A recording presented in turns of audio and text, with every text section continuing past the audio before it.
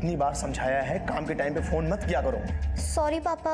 जल्दी बोलो क्या है। पापा 3 घंटे हो गए, मम्मी घर पे नहीं आई है और उनका फोन भी बंद आ रहा है। आ जाएगी तुम्हारी मम्मी, कहीं गई नहीं है, ठीक है? अब दोबारा काम के टाइम पे फोन मत करना। चलो फोन रखो।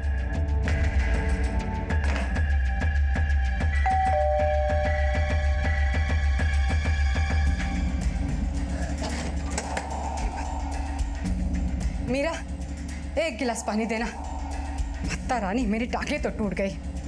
तेरी माँ किधर गई? दादी वो जब से हम स्कूल से आए मम्मी घर पे नहीं है। जा तू मेरे लिए पानी लेके आ जा।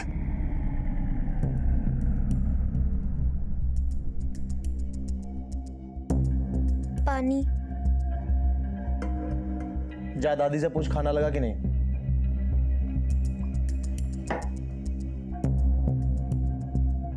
तो जाना, मेरा मुंह क्या देख रही है। पापा मम्मी कब से घर पे नहीं है और आपको टीवी और खाने की पड़ी है। बदतमीज, बाप से जबान लड़ाती है। एक बार जितना बोला उतना सुन। बड़ी आई माँ की फिक्र करने वाली। जाके दादी से पूछ खाना लगा है कि नहीं। जा यहाँ से। अब क्या करे दीदी, ये लोग ना कुछ नहीं करने वाले। तू एक काम कर, तू यहाँ पापा पे नजर रख, मैं चुपके से नानी को फोन करती हूँ, ठीक है?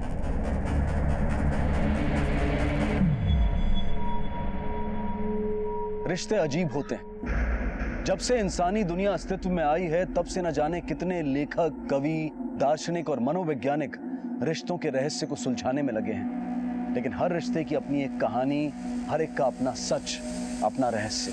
जयपुर के एक परिवार के बच्चे परेशान थे। उनकी माँ जो अक्सर घर पर रहा करती थी गायब थी, लेकिन इस बात की ना तो उनके पिता को कोई परवाह थी और ना ही बच्चियों की दादी को। बच्चियां छोटी थी, वो करती भी तो क्या करती, पर आखिर में उन्होंने अपनी नानी को फोन किया। साहब, ये मेरी बेटी मनोरमा है। मेरी नातिन ने मुझे फोन करके बताया कि उसकी मम्मी दोपहर से घर नहीं लौटी। उसका फोन भी बंद आ रहा है, पता नहीं कहाँ चली गई। मेरे दामाद को तो इतनी भी फिक्र नहीं है कि वो थाने में आकर रिपोर्ट भी लिखवा दे। क्यों? आपकी बेटी और आपके दामाद के बीच कोई प्रॉब्लम? मेरा दामाद उसको बहुत परेशान करता है साहब, बहुत बेइज्जती करता है उसकी। उस बुढ़िया की हिम्मत कैसे हुई मुझ पर इतना घटिया इल्जाम लगाने की। मेरी बेटियों का दिमाग खराब करती है औरत। कल मुई मेरी बहू माँ के पेट से झूठ बोलना सीख के आई है। पर यह बात तो सच है कि आपकी बहू घर नहीं लौटी। ना आपने आकर शिकायत दर्ज करवाई ना इन्होंने। मैं बताता हूं सर, कहां गई है वो। हीरोइन बनने के चक्कर में भागी है। और ये पहली बार नहीं हुआ है, इसके पहले भी भाग चुकी है, बेटियों के पैदा होने से पहले।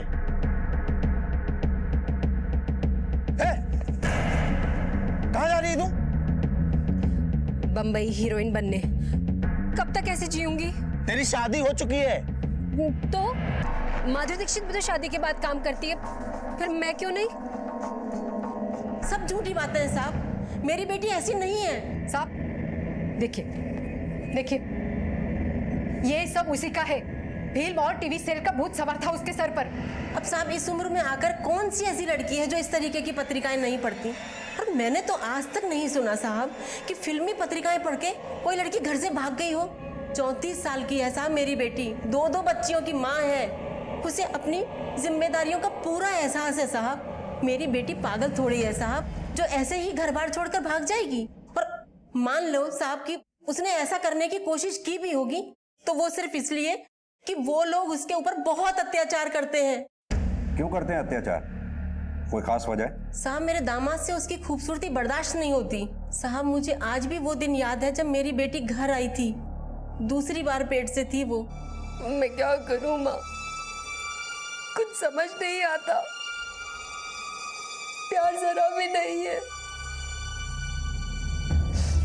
दोनों माँ बेटे हर वक्त मुझे सताते हैं।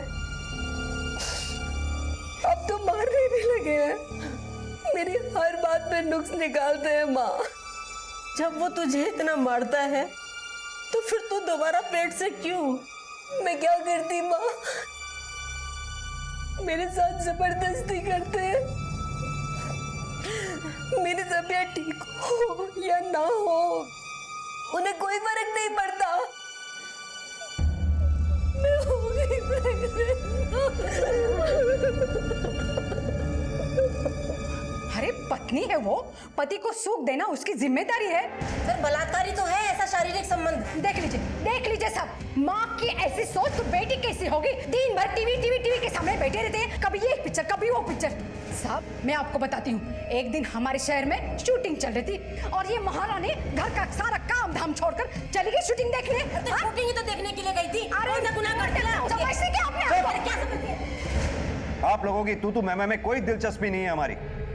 हमारा काम हम पे छोड़ दीजिए। लता लेके जाओ इन्हें। चलो उठो, चलो। सर ये बात तो साफ है कि मनोरमा की ना अपने पति से बनती है ना सास से। कहीं ऐसा तो नहीं कि माँ बेटे ने मिलकर ही कुछ किया हो और फिर भागने की कहानी बना रहे हैं।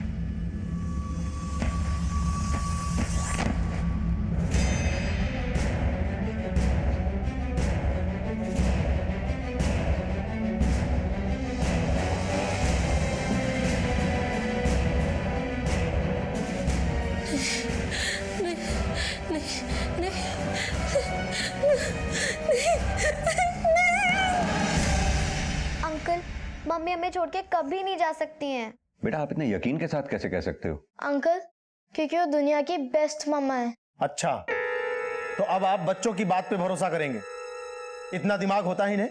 अपनी माँ की नौटंकी को समझ पाने की समझ होती है इनमें? साहब वो कल हुई पिक्चर की इतनी दीवानी अपने बच्चों का नाम करिश्मा करीना रखने वाली थी। देखिए साहब, मैं तो कहती हूँ आप अपने कुछ लोगों को मुंबई भेज दो, देखना वही पड़ी मिलेगी हीरोइन बनने के चक्कर में। हाँ सर मनोरमा अपने साथ एक भी कपड़ा लेकर नहीं है, उसकी अलमारी से पर्स मिला।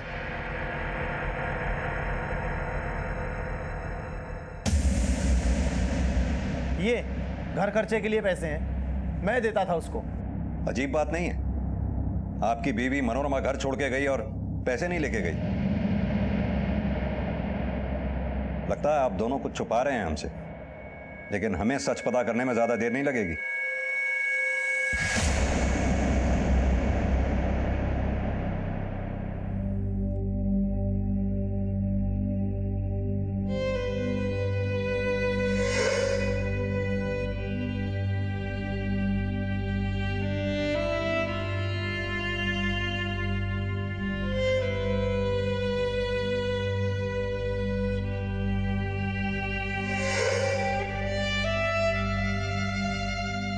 नींद नहीं आ रही, माँ की याद आ रही है।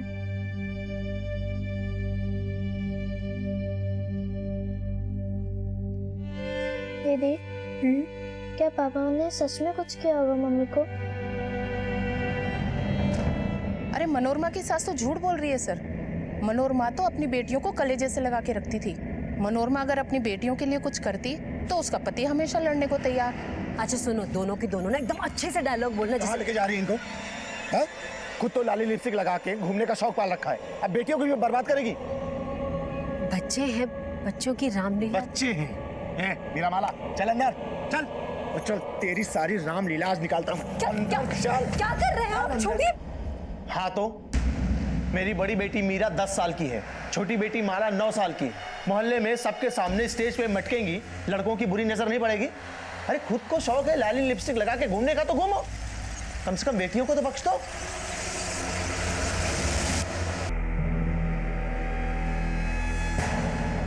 सर मनोरमा के पड़ोसियों की बातों से ये तो साफ है कि सतीश बहुत ही शॉर्ट टेम्पर्ड है। पति पत्नी में अक्सर झगड़ा हुआ करता था।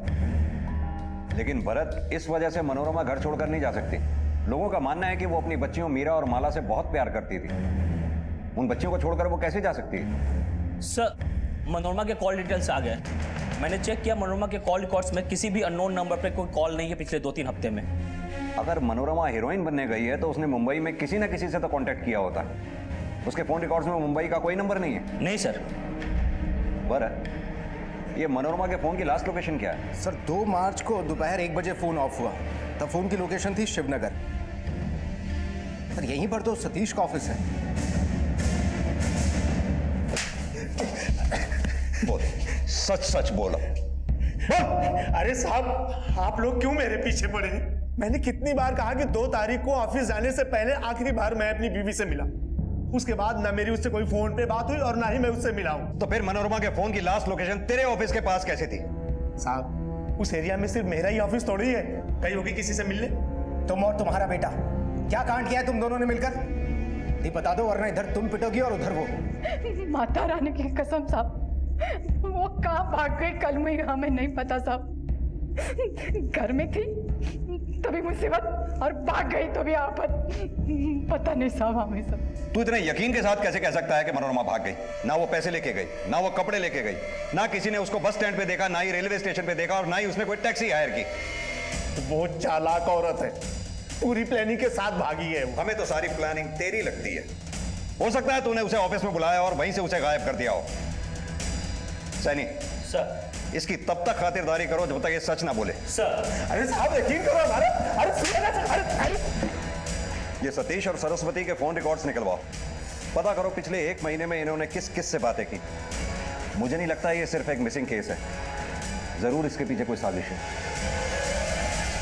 एक तरफ पुलिस को शक होने लगा था कि जो नजर आ रहा है इस केस में सच उतना ही नहीं है। सच की बहुत सी परतें अभी खुलनी बाकी थी, बहुत सारे राज। उसके बाद 2 बजे मनोरमा का फोन ऑफ हुआ और उसके बाद में सरस्वती और सतीश के फोन की लोकेशन शिवनगर से जनता नगर की तरफ शिफ्ट हुई। भरत, कहीं ऐसा तो नहीं इन्होंने मनोरमा को सतीश के ऑफिस में बुलाकर उसके साथ कुछ किया हो और फिर उसकी लाश को जनता नगर के पास कहीं छुपा दिया हो? हेलो, क्या? ठीक है, हम आते हैं। सर, सरस्वती का फोन था, मीरा और माला दोनों गायब हैं। साहब स्कूल 1 बजे छूटता है, दोनों 1:30 बजे तक घर आ जाती है। अब 4 बज गए, मैं स्कूल होकर भी आई, चौकीदार बोला कि वो दोनों 1:15 बजे वहां से निकली है। सर, निर्माण नगर थाने से ये फैक्स आया है। वहाँ पे सतीश और सरस्वती के खिलाफ प्रॉपर्टी की जालसाजी का केस दर्ज हुआ है और वारंट भी इशू हुआ है। सर यही वो आदमी जो अपने गुंडे लेकर आया और हमारा सामान बाहर फेंकने लगा। बाहर करो सबको, फ्लैट्स पे कब्जा करके बैठे। निकालो, जल्दी भगाओ। देखो, अगर तुमने अपने आदमियों को नहीं रोका ना तो हम लोग पुलिस के पास जाएंगे। चोर पुलिस को बुलाने की बात कर रहे हैं? तुझे थाने चला है ना? वाह, वो रही मेरी गाड़ी, चला वाह। ये लोग झूठ बोल रहे हैं साहब। ये सभी फ्लैट्स मेरे नाम से रजिस्टर्ड है। मैं दुबई में रहता हूँ। यहाँ इन्वेस्टमेंट के लिए 4 फ्लैट्स मैंने खरीद लिए थे और ये लोग उसमें घुसकर बैठे। हम लोग क्या चोर चुके हैं? खून पसीने की कमाई से खरीदे हमने वो फ्लैट। देखिए, शांत हो जाइए।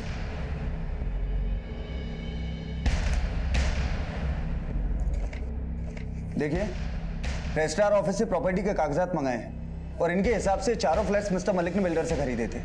और आप जो दस्तावेज दिखा रहे हैं सब फर्जी हैं। इनको कभी रजिस्ट्रार ऑफिस में दर्ज ही नहीं करवाया गया। ऐसा कैसे हो सकता है साहब? देखिए, बहस करने का कोई फायदा नहीं है। आपके डॉक्यूमेंट्स कोर्ट में टिक नहीं पाएंगे। आपको मिस्टर मलिक की प्रॉपर्टी खाली करनी पड़ेगी।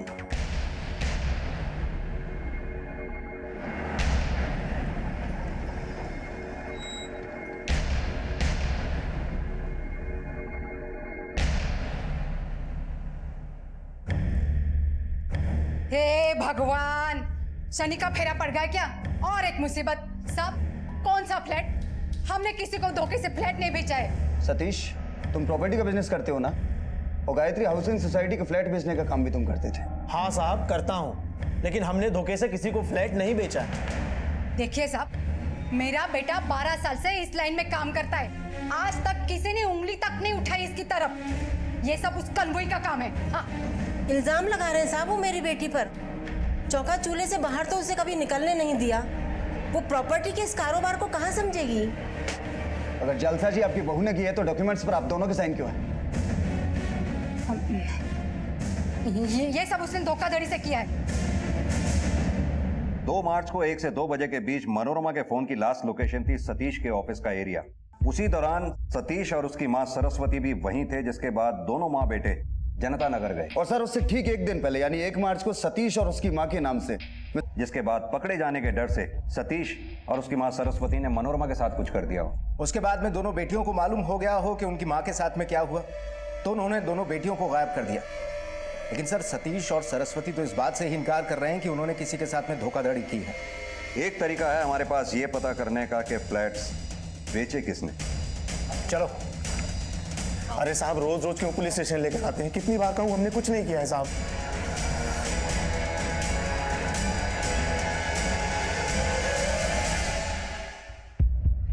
यही है वो दोनों? नहीं साहब, हमें तो एक ही आदमी मिला था जिसने अपना नाम सतीश बताया था। इस लड़की को कभी देखा था उसके साथ? नहीं साहब। उस आदमी का चेहरा तो याद होगा।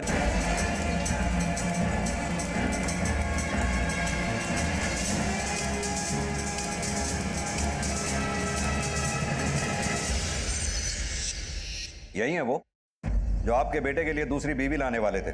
आप दोनों जिनसे 2 मार्च को जनता नगर मिलने गए थे। साहब वो कलमुई किसी काम की नहीं थी।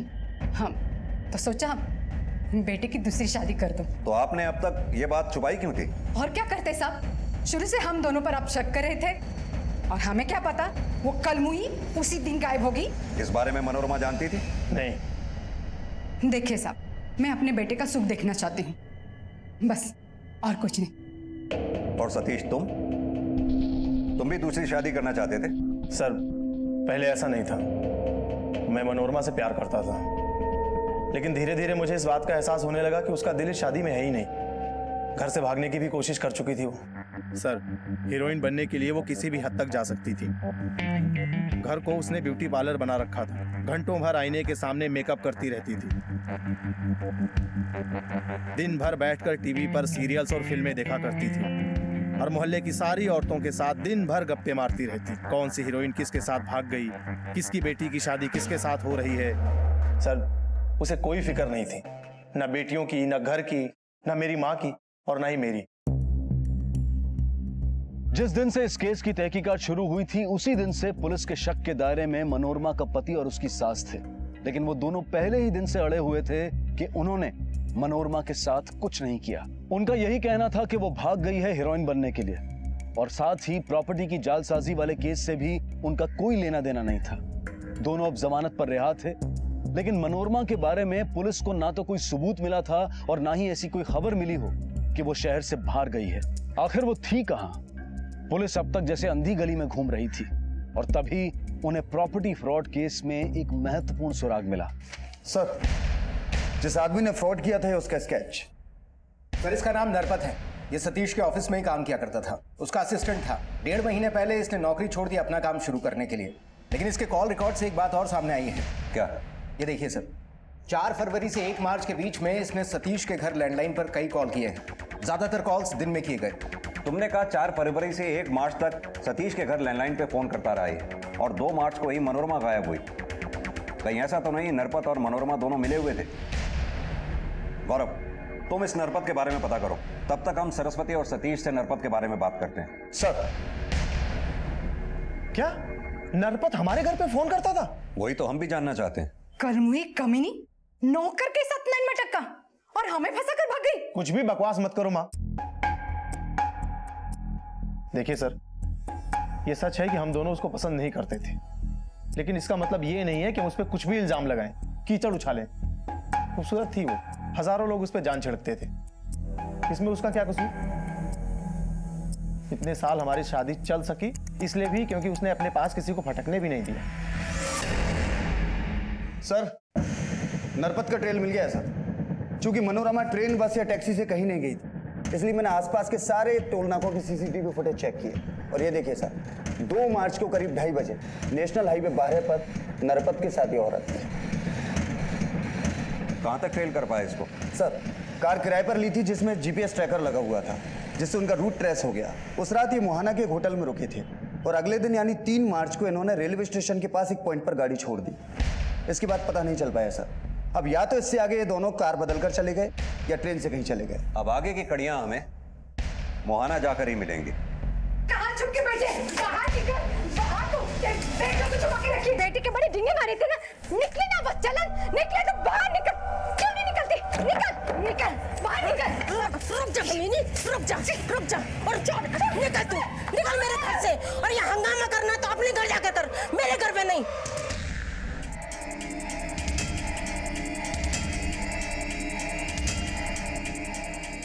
हाँ सर, ये दोनों आए थे यहाँ पर। रुकिए मैं 1 मिनट आपको बताती हूँ। सर ये 2 मार्च की रात को यहाँ पर आए थे। यहाँ से कहाँ गए, कुछ पता है आपको? No sir. हाँ भरत, बोलो। सर कार मिल गई है, रेलवे स्टेशन की पार्किंग में खड़ी है। सर, ये मनोरमा है। ये साड़ी और गहने उसी के हैं। बॉडी सड़ चुकी है, पक्का ये मनोरमा ही है। शादी के बाद 12 साल साथ में गुजारे, आके इतना धोखा नहीं खाएंगी, ये मनोरमा ही है सर।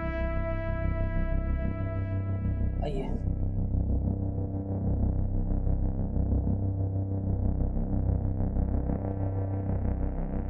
सर कहीं ऐसा तो नहीं कि मनोरमा ने सुसाइड किया हो सकता है, यह भी हो सकता है कि नरपत ने इसके साथ मिलकर फ्रॉड तो कर लिया, बाद में इसे मारकर सारा माल हड़प लिया हो। लेकिन सवाल यह है कि नरपत मोहाना के बाद गया कहाँ? एक काम करो, मोहाना के आसपास जहां जहां भी गाड़ियां किराए पे मिलती हैं वहां वहां पता करो। सर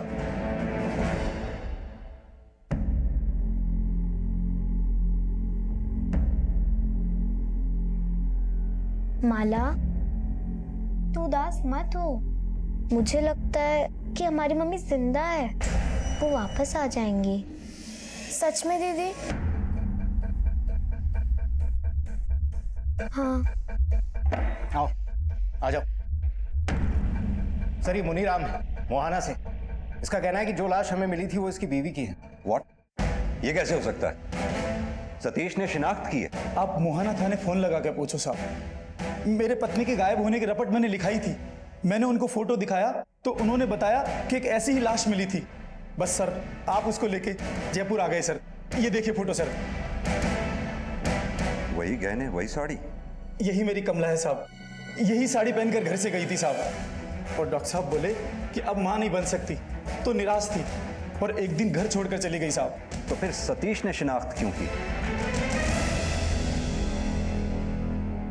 ऑटोप्सी से यह बात कंफर्म हो गई है कि जो लाश हमें मिली थी वो कभी मां नहीं बनी थी, यानी कि वो लाश मनोरमा की हो ही नहीं सकती। तो फिर तूने शिनाख्त झूठी क्यों की? क्योंकि मैं चाहता था कि पुलिस इस केस को बंद कर दे और मेरा पीछा छूटे। जब से वो घर से भाग कर गई है, थाने के चक्कर काट काट के मेरा जीना मुहाल हो गया है। और मोहल्ले में बदनामी जो हो रही है सो अलग।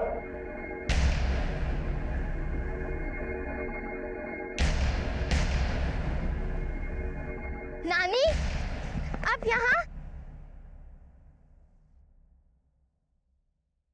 मैं तुम दोनों को घर ले जाने आई हूँ। अब से तुम उन गंदे लोगों के साथ नहीं रहोगी। नानी, हम नहीं चल सकते।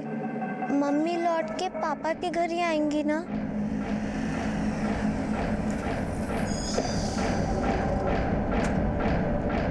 अच्छा हुआ आप हमें यहाँ मिल गई। हमें मीरा और माला की स्कूल टीचर ने यहाँ बुलाया। क्यों? आज बहुत अजीब बात हुई, इसलिए आप लोगों को बुलाना पड़ा। मीरा और माला को अक्सर बच्चे परेशान करते हैं और हम उन्हें रोकते हैं, लेकिन आज मीरा ने कहा कि उनकी माँ मरी नहीं है, जिंदा है और वो सबको सबक सिखाने वापस आएगी। ऐसा ही इसने मुझे भी कहा था साहब। मीरा बेटा, आपने ऐसा क्यों कहा कि आपकी मम्मी वापस आने वाली है? क्योंकि वो मरी नहीं है, मैंने उनको टीवी पे देखा था। टीवी पर? कब? सर, मीरा की बात बिल्कुल सही थी। ये देखिए।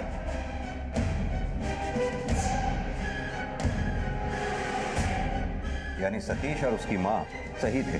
सर ये मुंबई पहुंच गई और एक्टिंग भी करने लगी। और हाँ सर, जब मैंने मुंबई पुलिस को इसकी डिटेल्स भेजी तो पता चला कि वहाँ एक एक्टर की बीवी ने इसके खिलाफ शिकायत दर्ज की।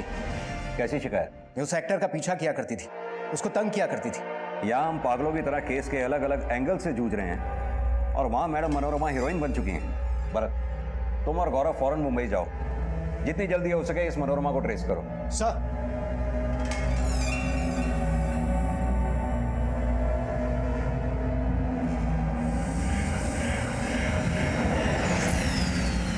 अरे भाई साहब ठीक है, आपको लगी तो नहीं ना बिल्कुल भी?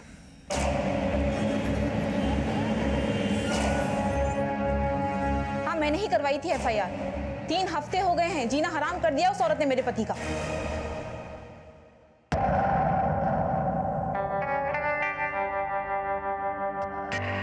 She is an obsessed fan, पागलों की तरह पीछा करती रहती है, शूटिंग पे, शॉपिंग मॉल में। अब तो हद हो गई है, घर के बाहर भी खड़ी रहने लगी है, बार बार मानव से मिलने की कोशिश करती रहती है। कहीं ऐसा तो नहीं इसका एक एंगल और है जिसके बारे में आपकी पत्नी नहीं जानती? मतलब? कहीं ऐसा तो नहीं कि इस फैन को हवा आप ही ने दी है? होता है ना ऐसा भी, आखिर एक्टर हो। सर, फैंस की कोई कमी नहीं है, आई एम टेलिंग यू। लेकिन एक पागल और बेवकूफ औरत के पीछे क्या मैं अपना करियर खराब करूंगा?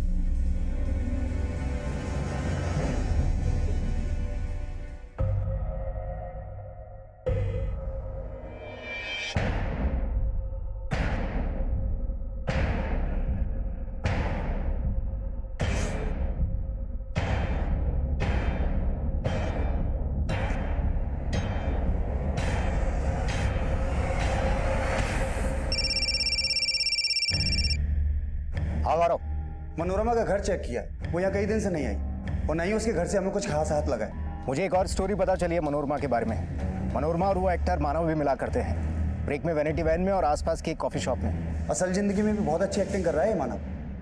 कुछ महीने पहले हुई थी मुलाकात उससे, जब मेरा जयपुर में शूट था उसी दौरान। वो कहने लगी कि उसे एक्टर बनना है और मैंने भी डींगे हाँकते हुए उससे ये कह दिया कि आ जाओ मुंबई, इंडस्ट्री में मेरी जान पहचान है तो मैं रोल दिलवा दूंगा। लेकिन मुझे क्या पता था कि वो सचमुच मुंबई आ टपकेगी। वो मुझे कहने लगी कि रोल दिलवाने के लिए वो मुझे पैसे भी देगी और उसने मुझे ये कहा कि उसके बाद बहुत सारा पैसा है।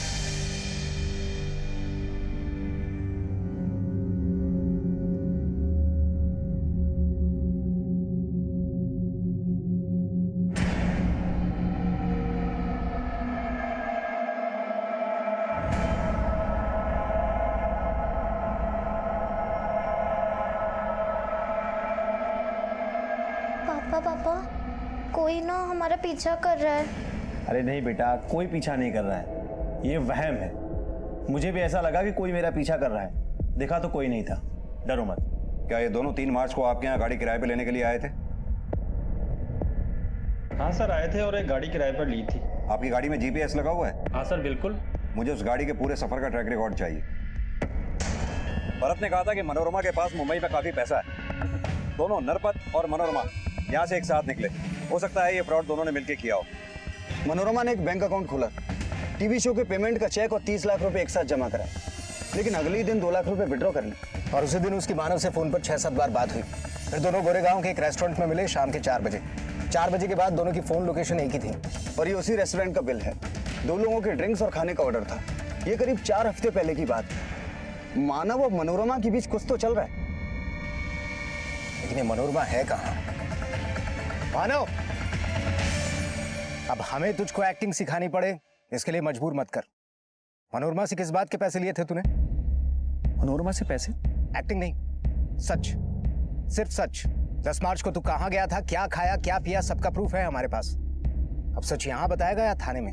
मैंने उससे पैसे लिए थे उसको काम दिलवाने के लिए और 1-2 छोटे मोटे काम भी दिलवाए, लेकिन उसके सपने बड़े थे। लीड रोल करना चाहती थी। झूठ बोलना बंद कर। तू जयपुर से उसके साथ इस फ्रॉड में शामिल है। कौन से फ्रॉड की बात कर रहे हैं आप? इसे देखा है कभी मनोरमा के साथ? नहीं सर, मैंने इसे कभी नहीं देखा।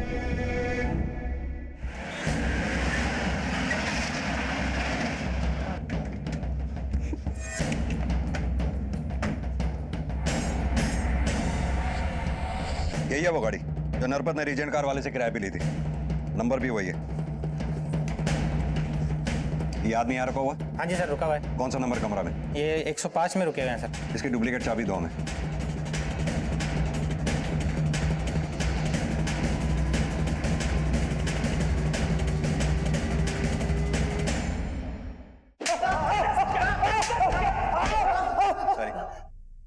अब और पिटेगा या बोलेगा?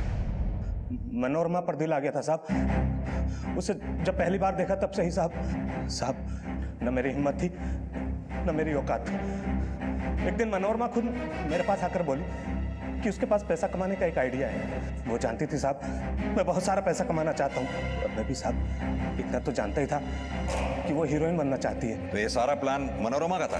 मनोरमा इतना तो जानती थी कि कुछ फ्लैट ओनर्स यहाँ पर पैसा लगाते हैं फ्लैट्स के अंदर, लेकिन रहते वो विदेश में ही है। तो साहब हम दोनों ने मिलकर ही पूरा प्लान बनाया। मनोरमा का मेन काम था फ्लैट्स के डॉक्यूमेंट्स पर सतीश और उसकी माँ के सिग्नेचर कराना, और साहब मेरा काम था सतीश बनकर उन चारों फैमिलीज को बेवकूफ बनाकर घर बेचना। पैसे लेकर हम दोनों शहर छोड़कर जाने वाले थे। तभी मैंने उसे कहा कि ट्रेन या बस से जाएंगे तो पुलिस हमें कभी भी पकड़ सकती है, इसलिए हम किराए की कार से जाएंगे। और उसके बाद तुम दोनों मोहाना के एक होटल में रुके? हाँ साहब, रात दोनों ने एक दूसरे के साथ अच्छे से बिताई, और अगले ही दिन साहब मैंने उसके हिस्से का पैसा देकर उसे किराए की कार से मुंबई भेज दिया। यानी तेरे कहने का मतलब है कि मनोरमा ने अपनी मर्जी से वो रात तेरे साथ बिताई? हाँ साहब। उसके बाद कभी मनोरमा को तूने फोन किया? नहीं साहब। सतीश ने यह बात पूरे विश्वास के साथ कही थी कि मनोरमा दूसरे मर्दों को अपने पास पटकने तक नहीं देती थी। तो फिर मनोरमा नरपत के साथ उस रात राजी कैसे हो गई, या फिर नरपत के साथ मिलकर अपने पति और सास को फंसाने के लिए मान कैसे गई? सर, मुंबई से भरत सर ने भी यही जानकारी दी। मनोरमा ने मानव को पैसे दिए, लेकिन उनके बीच ऐसा कोई रिश्ता नहीं था। हेलो, क्या? ठीक है, आप वहीं रुकिए, हम पहुंचते हैं। सतीश की माँ का फोन था। सतीश गायब है। आपने सतीश को आखिरी बार कब देखा था? सुबह नाश्ता करके ऑफिस जा रहा था, बोला 1 बजे खाने पर आ जाऊंगा। वो 1 बजे आया ही नहीं, इसलिए मैंने 2 बजे उसे मोबाइल पे फोन लगाया। मोबाइल स्विच ऑफ आ रहा था।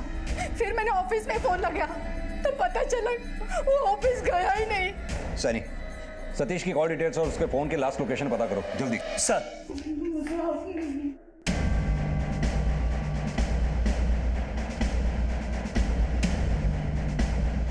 मनोरमा को जयपुर ट्रेन में चढ़ते हुए देखा गया है। लेकिन वो जयपुर लौटेगी क्यों? ये औरत कब क्या करती है, क्यों करती है, ये तो तभी समझ में आएगा जब एक बार वो हमारे हाथ लगेगी।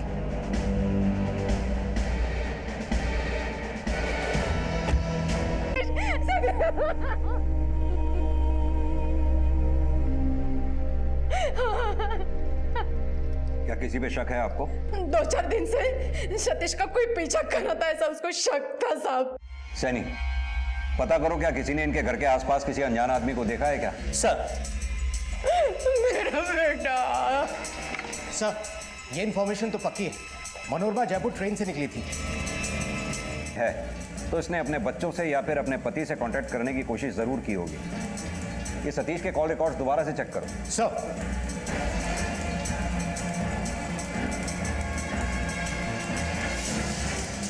सर, मैंने सतीश के कॉल रिकॉर्ड चेक किए सर।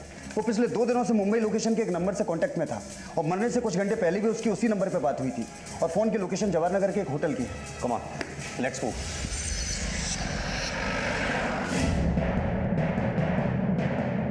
जरा चेक करके बताइए, इस नंबर का गेस्ट कोई आपके यहाँ ठहरा हुआ? जी सर। जी सर, रूम नंबर 101।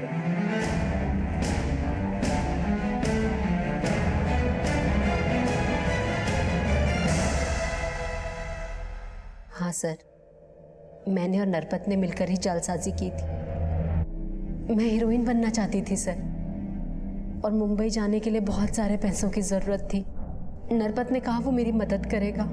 मैंने उस पर भरोसा किया सर, और इसलिए उसके साथ चली गई। रास्ते में हम मुहाना के एक होटल में रुके और वहां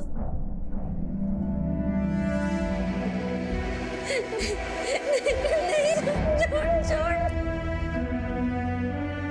पैसे देना तो दूर, उसने मेरे साथ जबरदस्ती। तुम्हारे साथ इतना सब कुछ हुआ तो फिर घर वापस क्यों नहीं गई तुम? किस मुंह से लौटती सर? माँ के पास भी नहीं जा सकती थी। नरपत चाहता था मैं उसके साथ रहूं,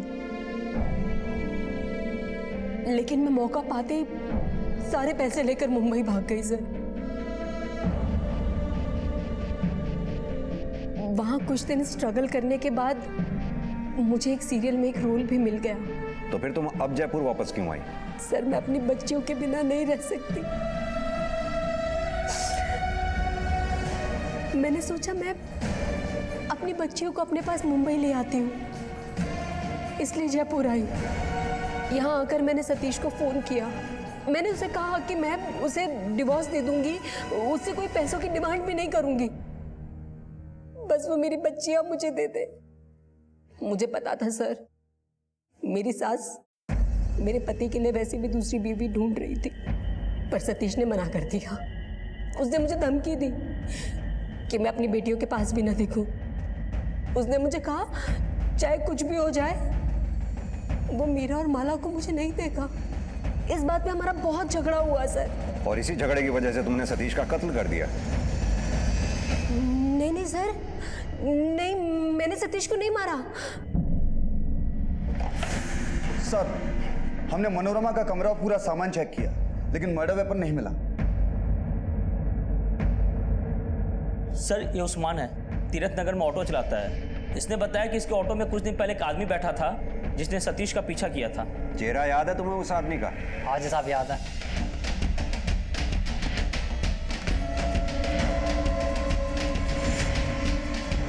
सर ये तो नागेंद्र है जिसके साथ फ्लैट खरीदने में धोखाधड़ी हुई।